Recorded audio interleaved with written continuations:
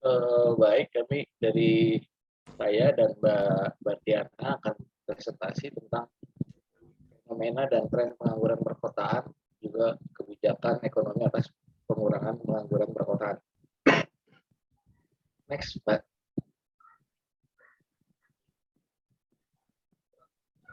Yang pertama kita melihat satu fenomena urbanisasi di Indonesia. Jadi urbanisasi di Indonesia itu sudah lebih dari setengah populasi Indonesia itu tinggal di daerah perkotaan. Jumlah tersebut meningkat akibat migrasi orang dari desa ke kota, ekspansi area kota, hingga tingkat kelahiran di area perkotaan. Tapi meskipun demikian, ada studi dari World Bank melihat bahwa 1% kenaikan urbanisasi di Indonesia hanya berkorelasi terhadap kenaikan 4% PDB per kapita, sedangkan di negara-negara lain seperti di Thailand, jadi 1% kenaikan urbanisasi di Thailand itu berpengaruh hingga 7% terhadap kenaikan PDB per kapita, di Vietnam 8%, di China 10%. Next lagi.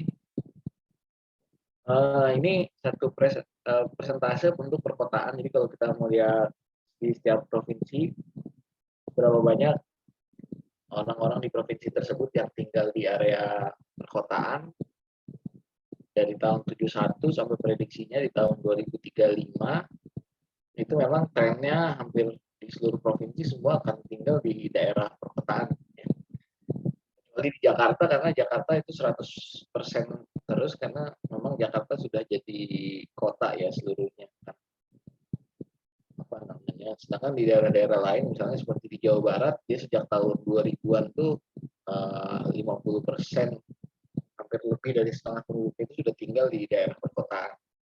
Jadi memang semakin lama di sini memang semakin banyak penduduk di Indonesia yang tinggal di daerah perkotaan. Kalau Indonesia sendiri tahun 2011 hampir setengah penduduknya sudah mulai tinggal di kota. Jadi semakin banyak migrasi perpindahan orang-orang masuk ke kota, atau juga kelahiran di kota makin tinggi atau area perkotaan semakin besar.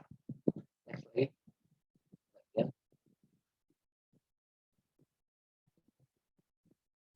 Next lagi, Batian. Nah, ini juga kalau tadi itu datanya tahun 2015 dan diprediksikan sampai tahun 2035. Kalau ini kabupaten kota dengan jumlah paling sedikit dan paling banyak. Sebetulnya di sini kami hanya ingin menunjukkan bahwa di setiap provinsi itu hampir seluruhnya kota-kota di setiap provinsi itu jadi apa namanya, jadi kabupaten atau kota yang paling banyak penduduknya gitu. Artinya memang orang-orang semakin banyak tinggal di kota. Misalnya di Sumatera Utara, kota atau kabupaten paling banyak penduduknya ya di Kota Medan. Sumatera Barat di Kota Padang, Riau di Pekanbaru, dan lain-lain. Next lagi. Wah, setelah masuk tadi lihat fenomena ini, kami coba lihat dari struktur tenaga kerjaan, karena topik kami tentang pengangguran. Jadi kalau kita lihat struktur tenaga kerjaan kita di Februari 2021, penduduk usia kerjanya 205. Dari 205 juta itu yang tenaga angkatan kerja ada 139 juta. Yang bukan angkatan kerja ada 65 juta. Dari yang angkatan kerja sendiri, yang bekerja itu ada 131 juta. Dan pengangguran terbukanya 8,75. Dari yang bekerja bisa dibagi lagi, bekerja penuh atau bekerja tidak penuh. Sebetulnya bisa juga dibagi, misalnya bekerja formal atau informal, atau bekerja di kota atau di desa. Tapi di sini kita ambil yang bekerja penuh tidak penuh.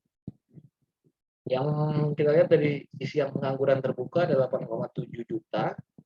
Kalau kita bagi berdasarkan wilayah, kota atau desa, memang sangat trennya dari 2011 sampai 2021 memang tingkat pengangguran di kota selalu lebih tinggi ya, dibanding rata-rata nasional.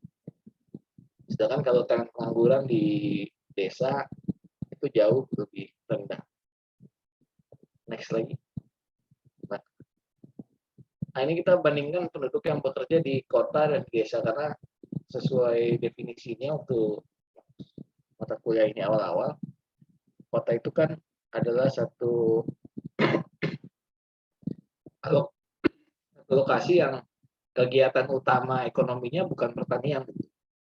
Nah, kalau kita lihat di sini misalnya di kota-kota di Indonesia, di desa itu hanya jumlah dan persentase penduduknya paling banyak ya di pertanian, kehutanan, perikanan.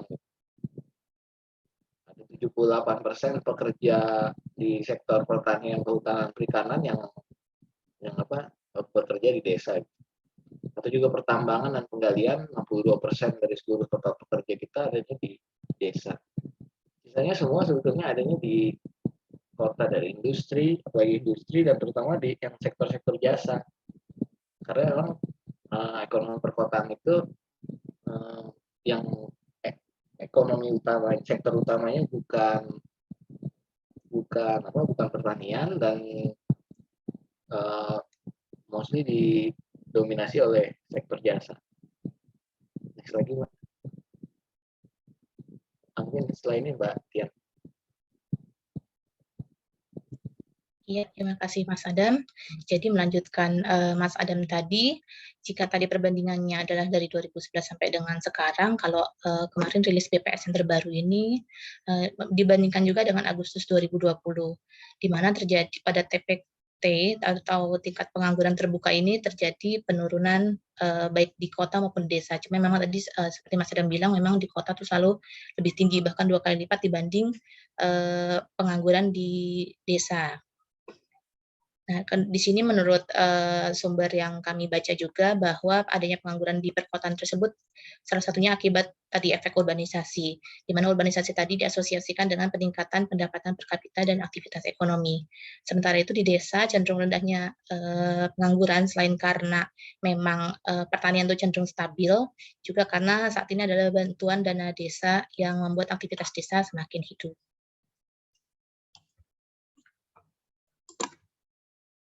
Kemudian terkait dengan dampak COVID terhadap penduduk usia kerja ini cukup mempengaruhi ya pengangguran di Indonesia, di mana data terbaru Februari kemarin itu menunjukkan bahwa ini ada data dibanding data perkotaan dan juga pedesaan. Ini kita dapat lihat bahwa pada penduduk usia kerja terdampak di kota itu sebesar 14,29 juta. Dibandingkan dengan di desa tuh 4,81 juta. Jadi memang sangat jauh sekali pekerjaan terdampak antara di kota dengan di desa. Jika di breakdown jenisnya, ini mayoritas ini adalah penduduk yang mengalami pengurangan jam kerja karena COVID-19. Di mana share-nya untuk yang di kota sendiri adalah 81,70% dari seluruh penduduk terdampak di kota. Ini 11,67 dibandingkan dengan 14,29 juta ini. Kemudian di kanan juga dapat dilihat bahwa memang karena tadi porsi penduduk kota yang terdampak lebih besar dibandingkan desa, maka share-nya juga akan jauh lebih besar di kota dampak COVID. Cuma jika dibandingkan dengan posisi Agustus memang agak terjadi sedikit penurunan penduduk terdampak tersebut. Nah, ini studi terkait dengan ketenagakerjaan di perkotaan yang kami ambil dari buku O'Sullivan. Ini berarti dalam O'Sullivan ini mempelajari dampak dari penambahan jumlah tenaga kerja pada tingkat pengangguran, TPAK, serta tingkat migrasi di 89 kota metropolitan. Hasilnya adalah bahwa dalam sebuah kota yang dimulai dengan 100.000 pekerjaan, jika terdapat kenaikan 1% jumlah tenaga kerja atau 1.000 tambahan pekerjaan, maka efeknya adalah tingkat pengangguran yang turun dari 5,4 menjadi 5,33, TPAK-nya meningkat, employment rate-nya meningkat, kemudian jumlah penduduk masuknya bertambah. Jadi dengan 1.000 tambahan pekerjaan justru yang masuk tuh 770 orang, sementara sisanya tuh justru diserap oleh penduduk lokal kota tersebut. Kemudian kenaikan jumlah pekerja di sebuah kota juga akan meningkatkan pendapatan per kapita melalui kenaikan job hierarki. Dengan adanya kebutuhan tenaga kerja di suatu kota, maka perusahaan tersebut lama-lama akan meningkatkan hierarki atau level dari pekerja di perusahaannya, sehingga otomatis pendapatan pekerja tersebut juga akan meningkat. Kemudian dengan adanya penambahan jumlah pekerja di kota tersebut, maka otomatis kenaikan TPAK juga akan meningkat. Kemudian O'Sullivan juga menggambarkan adanya faktor-faktor yang menyebabkan pergeseran suplai tenaga kerja di kota, yaitu antara lain amenities atau fasilitas selain upah, contohnya kualitas air, udara, variasi tempat makan, gitu ya. Itu akan membuat orang-orang untuk tertarik masuk ke kota tersebut, sehingga menambah suplai tenaga kerja di kota tersebut. Sementara itu, begitu juga dengan kualitas pelayanan publik tanpa diikuti dengan kenaikan pajak, itu akan membuat orang tertarik untuk masuk ke kota tersebut. Di sisi lain, jika ada pajak perumahan namun tidak diikuti dengan pelayanan publik yang meningkat, maka akan menurunkan ketertarikan akan kota tersebut, sehingga suplai nakar juga akan berkurang. Sementara dari sisi demand, pergeseran demand tenaga kerja di perkotaan itu diantaranya disebabkan oleh pertama permintaan produk ekspor yang meningkat. Jika suatu kota itu mengalami peningkatan produk ekspor, maka dia otomatis akan berproduksi lebih sehingga membutuhkan tenaga kerja yang lebih banyak. Kemudian produktivitas tenaga kerja yang meningkat. Jika produktivitas tenaga kerja di suatu kota meningkat, maka biaya produksi akan menurun sehingga dia mampu bersaing, sehingga harga jual juga akan bisa lebih rendah lah dibanding pesaingnya, sehingga akan mendorong untuk peningkatan produksi dan otomatis akan meningkatkan kebutuhan akan tenaga kerja juga. Kemudian yang meningkatkan demand of labor juga adalah kualitas pelayanan publik untuk industri karena tanpa kenaikan pajak. Karena dengan adanya penarik seperti penarik dari pemerintah kota setempat, misalnya kualitas pelayanan publik maupun kebijakan penggunaan tanah, otomatis akan membuat perusahaan tertarik untuk beroperasi di kota tersebut, sehingga demand terhadap nakar juga akan meningkat. Sementara itu yang menurunkan ketertarikan untuk perusahaan untuk berproduksi di situ adalah pajak usaha, namun tidak disertai dengan perbaikan pelayanan publik. Terkait dengan SDGs, untuk terkait ketenaga kerjaan ini adalah ada di goals nomor 8. Ini ada 10 target, di mana masing-masing ini ada unsur-unsur terkait ketenaga kerjaan. Misalnya untuk nomor 2 ini dia termasuk fokus pada sektor-sektor yang padat karya gitu ya. Terus nomor 3 untuk penciptaan lapangan kerja. Nah, ini kami mencoba untuk nanti mengangkat yang nomor 6, yaitu mengurangi proporsi usia muda yang tidak memiliki pekerjaan. Itu nanti akan dijelaskan di bagian akhir dari tayangan ini. Kemudian terkait SDGs tersebut, pemerintah telah mengeluarkan beberapa peraturan serta menetapkan indikator yang harus dicapai. Nah, untuk untuk pencapaian terbaru adalah pada tahun 2020, di mana indeks pembangunan ketenaga kerjaan nasional itu telah meningkat. Jadi naik tingkat dari tadinya menengah bawah menjadi menengah atas. Nah, ini mencerminkan bahwa adanya kolaborasi antara pemerintah pusat dan pemerintah daerah. Semua pemerintah daerah itu makin sadar bahwa pentingnya awareness terhadap pembangunan ketenaga kerjaan, sehingga level peringkat pemerintah daerah pun naik dari tadi cuma 7 provinsi yang peringkatnya menengah atas menjadi 23 provinsi pada tahun 2020 tersebut. Namun ini pemerintah daerah masih terus berusaha agar target SDGs sampai dengan tahun 2030 bisa tercapai terkait ketenaga kerjaan ini. Ini kami mencoba untuk mengambil beberapa upaya untuk mengatasi pengangguran perkotaan di beberapa kota. Contohnya di Jambi. Sebenarnya secara umum masing-masing Disnaker Trans itu mempunyai program yang mirip-mirip atau sama. Di antaranya pelatihan atau magang. Tujuannya memang untuk pelatihan kewirausahaan maupun untuk bimbingan teknis, kayak apa istilahnya ya, kayak agar bisnis-bisnis yang sudah ada tuh bisa lebih bagus lagi, memiliki nilai jual yang lebih lagi. Kemudian juga pembenahan, pembangunan, dan pengembangan kawasan setempat ya. Jadi ada kayak di Aceh ini pengembangan kawasan pariwisata, terus kebudayaan, terus pengembangan potensi kelautan gitu ya. Terus adanya bursa tenaga kerja di masing-masing kota tersebut. Jadi memang ini beberapa upaya yang dilakukan oleh pemerintah kota untuk mengatasi pengangguran di kotanya. Kemudian terkait dengan ini mau Mas Adam atau saya Mas Adam? Latihan aja nih. Oh iya, terkait dengan ini sebelum masuk ke yang terakhir, jadi di era industri 4.0 itu ada kekhawatiran akan menimbulkan technological unemployment gitu ya, karena kan ada pemanfaatan robot yang lebih masif dibandingkan yang industri sebelumnya. Namun kemudian berdasarkan hasil literatur, yaitu studi yang dirangkum oleh Ulusoy 2017 ini ada 3 pandangan mengenai hubungan antara industri 4.0 dengan pengangguran. Yaitu pertama, industri 4.0 tidak menimbulkan technological unemployment. Yang kedua itu akan menimbulkan pengangguran teknologikal. Yang ketiga, hanya akan berefek sementara saja. Nah, di antara 3 pandangan ini tuh berdasarkan studinya Ulusoy itu yang dirangkum dari berbagai survei yang dilakukan atau studi yang dilakukan juga ini menyimpulkan bahwa konsensus menyimpulkan yang ketiga, yaitu hanya menimbulkan efek sementara saja. Cuma memang kemudian perusahaan-perusahaan semakin membutuhkan tenaga kerja dengan kualifikasi yang mendukung pengembangan industri 4.0. Jadi lowongan-lowongan itu lebih banyak yang berbau-bau IT lah istilahnya dibanding yang kondisi sebelumnya. Seperti itu. Oke, terkait dengan lanjutan 4.0 ini akan dijelaskan oleh Mas Adam. Baik, ini yang kira-kira akan kami tulis juga di paper kami, yaitu tentang pengangguran pemuda di daerah perkotaan. Karena tadi di SDGs nomor 8 yang ke-6 itu pada tahun 2020 targetnya adalah tahun 2020 secara substansial mengurangi proporsi usia muda yang tidak memiliki pekerjaan, pendidikan, dan pelatihan.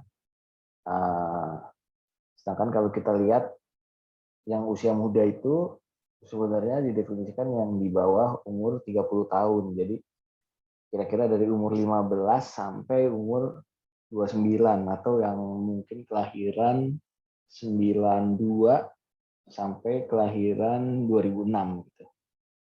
Nah, kalau kita lihat data sementara juga orang-orang ini jumlah pengangguran terbuka di kota di usia 15 sampai 29 ini ada 3,8 juta atau 59% dari total pengangguran yang ada di kota. Nah, kira-kira kami akan mau tulis tentang pengangguran pemuda di daerah perkotaan. Apalagi pemuda usia 15 sampai 29 tahun ini sebetulnya yang tadi kelahiran 92 sampai 2006 itu adalah orang-orang yang telah lahir dan hidup memahami dunia kemajuan teknologi informasi. Kalau kita lihat dari data BPS, 90% orang di usia 15 sampai 29 ini yang di kota itu punya HP, 90%. 92% mereka mengakses internet. 33% di antara pemuda ini mereka bisa menggunakan komputer. Jadi kemampuan mereka terhadap pemanfaatan komputer, memahami teknologi informasi sebetulnya sudah cukup lebih baik lah. Mungkin itu Pak yang dapat kami presentasikan dan kira-kira judul yang akan kami tulis untuk UAS. Jadi pertanyaan penelitiannya apa? Terima kasih. Pak? Pertanyaan penelitiannya apa? Kira-kira apa yang bisa yang bisa dilakukan untuk pengangguran muda di daerah perkotaan gitu, Pak? Oke. Jadi begini ya, bagus sekali ini ya. Jadi isu SDG-nya dapat, revolusi industrinya dapat. Kenapa ya di masa revolusi industri itu pemuda kok tidak bisa mendapatkan pekerjaan, gitu kan? Pertanyaan kan seperti itu ya. Jadi dia tidak mendapatkan pekerjaan itu, apakah dia itu mencari pekerjaan yang tepat, atau memang dia itu sudah berusaha dan tidak bisa mendapatkan pekerjaan tersebut? Kan itu pertanyaannya. Jadi kalau di Indonesia itu ya beda dengan negara lain. Bedanya apa, Mas Adam sama Mbak? Kalau di negara lain orang menganggur itu karena nggak mendapatkan pekerjaan. Jadi orang menganggur itu cenderung nggak punya pendapatan dan bisa bikin. Tapi di Indonesia itu kan tidak ada jaminan pengangguran, sehingga menyebabkan orang yang menganggur itu di Indonesia belum tentu orang miskin, ya, tetapi atau orang yang pendapatannya rendah, tetapi orang yang bisa bertahan dengan kondisi dia itu menganggur, ya, karena dia itu masih punya support dari orang tua, dari keluarga dan sebagainya. Itu kalau bedanya, kan. Jadi ini menarik sekali nih kalau didetailkan lagi.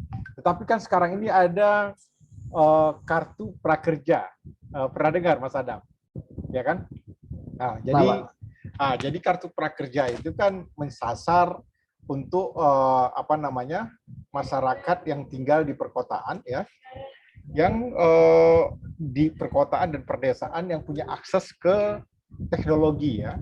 Kemudian mereka itu diberi pelatihan dan sebagainya. Dan memang kartu prakerja itu targetnya bukan hanya orang miskin ya, tetapi orang siapa saja yang ada keinginan untuk bekerja, tetapi dia itu belum mendapatkan pekerjaan. Itu menarik sekali. Dan kalau hanya ingin tahu profilnya saja, saya rasa itu juga sudah bagus sekali ya. Tetapi kalau memang ada pertanyaan lebih lagi ya, jadi bagaimana mengatasi pengangguran usia muda di perkotaan di Indonesia, kan? Tetapi nanti setelah kalian baca profilnya, jangan-jangan mereka itu menganggur itu dengan sukarela gitu ya, karena ingin mencari pekerjaan yang lebih tepat. Ya. Saya juga pernah punya tulisan tentang ketenagakerjaan ini. Yang paling menarik ini, coba saya ingin kasih tahu insight-nya sedikit. Yang di atas coba, yang di paparan slide nomor 3 atau 2 tadi. Oke. Slide nomor 5. Slide nomor 5. Slide nomor 5. Oke, coba dibesarkan. Jadi begini ya. Jadi di Indonesia itu ada cerminan ya. Cerminan penduduknya itu dari 205 juta usia kerja, itu 68%-nya angkatan kerja. Yang bukan angkatan kerja ini kan misalnya jadi ibu rumah tangga kah dia, kemudian sekolah atau kegiatan lainnya. Dari yang bekerja ini kan menarik nih, hanya 64% yang bekerja penuh. Dan bekerja tidak penuh itu sampai 46%. Sebenarnya dari sisi pendapatan, apakah orang yang bekerja penuh ini pendapatannya lebih tinggi dibandingkan yang tidak bekerja penuh? Itu pertanyaannya pertama kan, insight-nya seperti itu. Kalau di negara lain umumnya kalau bekerja penuh dia itu biasanya pendapatan jauh lebih tinggi dibandingkan yang tidak bekerja penuh. Kemudian yang tidak bekerja penuh ini ada yang paruh waktu saja, part time saja yang dia lakukan ya. Itu sampai 27% ya. Dari yang 35 itu ya. Jadi sebenarnya itu sekitar berapa tuh 80-an ya. Dari 46 juta itu. Jadi kemudian yang setengah menganggur itu 4 ya. Jadi istilahnya setengah menganggur ini berarti dia itu bekerjanya kurang dari 14 jam seminggu ya, 14 jam seminggu ya. Jadi ini bisa saja dia itu apakah produktif atau tidakkah pekerjaan mereka itu, kan itu pertanyaan besar ya. Jadi itu yang perlu kalian pahami bahwa isu ketenagakerjaan di negara lain dengan Indonesia itu beda. Ya, bedanya di mana? Di negara-negara menengah dan maju itu dia itu ada jaminan ya, ada jaminan jaminan pengangguran sehingga mereka itu bisa menganggur dan di pengangguran itu bisa mendapatkan. Sebenarnya kartu prakerja itu salah satunya ke arah sana ya. Jadi yang menganggur usia muda itu yang ingin punya akses gitu ya, itu bisa mendapatkan akses dengan mendapatkan pelatihan-pelatihan dan mereka itu ada menerima bantuan sosial sementara karena keadaan pandemi. Jadi di samping mereka bisa bantuan pelatihan juga mendapatkan bantuan sosial. Ini menarik ya. Jadi dengan isu kartu prakerja ini apakah bisa mengurangi misalnya apakah dengan kartu prakerja akan bisa mengurangi youth unemployment tadi. Itu menarik juga kalau diarahkan ke sana. Kemudian next selanjutnya ada insight-insight yang bagus terus. Oke. Terus oke. Ini slide sebelumnya. Oke. Ini kan sebenarnya ini kan pembelajaran sangat bagus ya dari Sullivan ya. Jadi amenities ya, apapun selain upah ya, kualitas air, udara, variasi tempat makan dan sebagainya akan meningkatkan suplai tenaga kerja. Jadi contohnya yang menarik itu misalnya daerah Bandung dengan daerah tol yang ada sate kelataknya itu apa di daerah mana itu ya? Apa namanya? Purwakarta.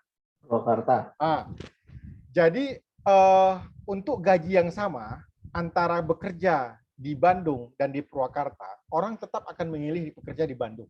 Atau malah walaupun gajinya lebih murah di Bandung sedikit dibandingkan Purwakarta, orang akan biasanya lebih suka bekerja di Bandung. Itu hasil ada riset siapa saya lupa ya. Kenapa?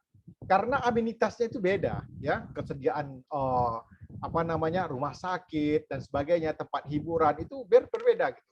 Ini menjadi penting sekali ya. Jadi ternyata sudah ada riset-riset yang menyatakan seperti itu, dan itu cerminan dalam pengambilan keputusan gitu ya. Jadi amenitas itu penting sekali ya, untuk orang bersedia datang ke satu wilayah untuk untuk bekerja ya. Kemudian jadi kalau ingin meningkatkan jumlah suplai tenaga kerja, itu amenitas itu penting sekali ya. Kemudian amenitas dan pelayanan publik tadi itu sama juga kayak kesehatan, pajak dan sebagainya. Tetapi pajak perumahan memang sangat menurunkan ya. Jadi mungkin bedanya Purwakarta dan Bandung mungkin di pajak perumahan tadi itu mungkin menjadi perhatian, bisa jadi perhatian. Next selanjutnya. Nah, di sini juga ya, ini kan permintaan tenaga kerja itu cerminannya kenapa?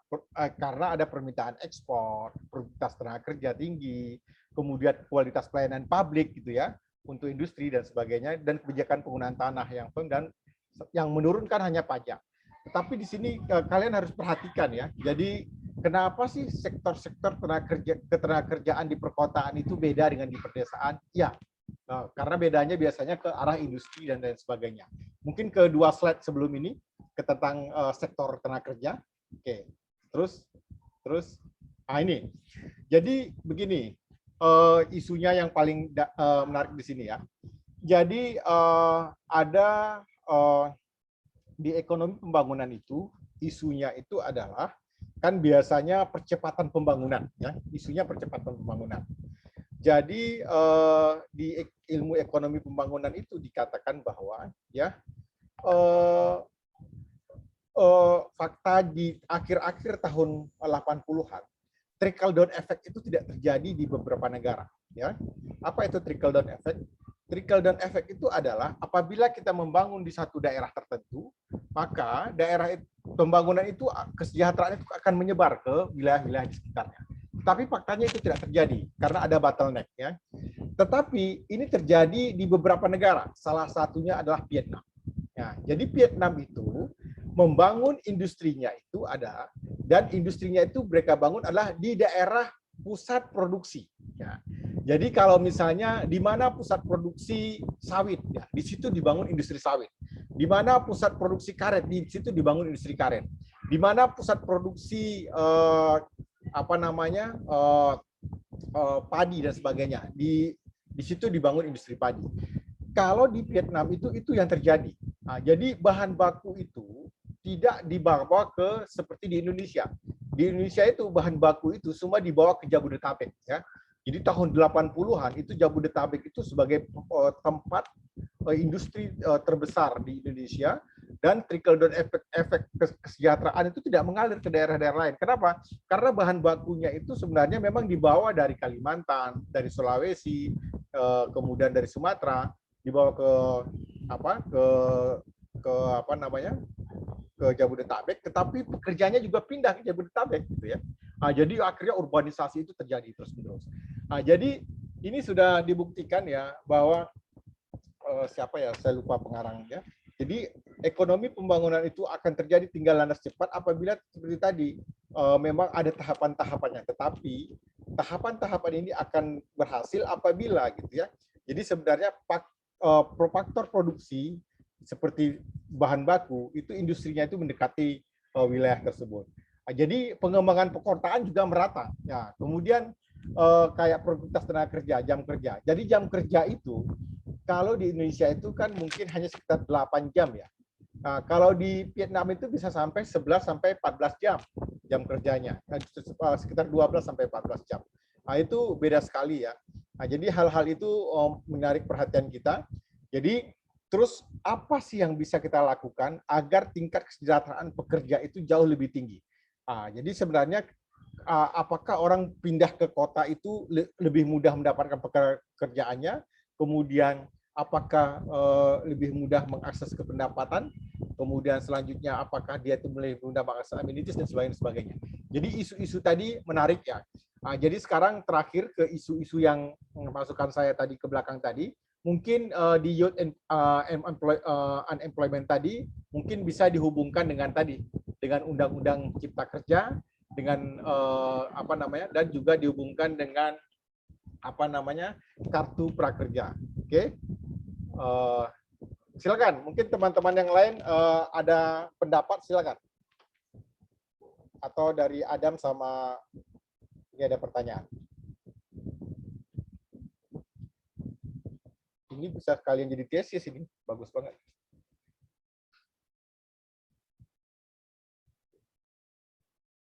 Silakan, ada pertanyaan?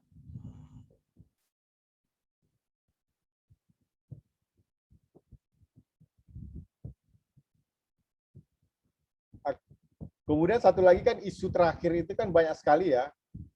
Pengangguran kita itu adalah orang yang terdidik. Biasanya kebanyakan itu tamatan SMK ya. Dan SMK itu kenapa pengangguran itu banyak SMK? Karena SMK yang muncul di Indonesia itu terbanyak satu jurusan yang sama gitu, bukan jurusan. Padahal kita banyak sekali membutuhkan jurusan yang berbeda gitu. Jadi biasanya banyak sekali SMK apa pariwisata atau SMK apa gitu ya, yang mungkin tidak sesuai dengan kebutuhan apa namanya lapangan pekerjaan. Silakan, mungkin ada yang mau direspon, silakan.